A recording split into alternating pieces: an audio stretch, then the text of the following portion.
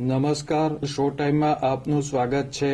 ભાવનગરની વોરા બજાર દેસાઈ શેરીમાં આવેલ જ્વેલર્સમાં ચોરીની ઘટના બની હતી.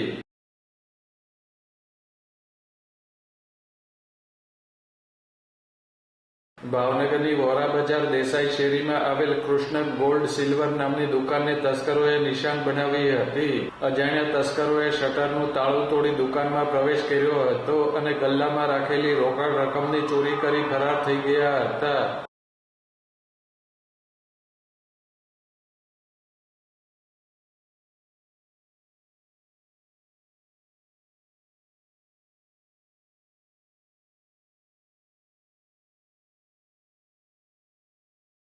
ચોરી કરવા આવેલા તસ્કરો દુકાન પાસે રાખેલા સીસીટીવી કેમેરામાં કેદ થયા છે.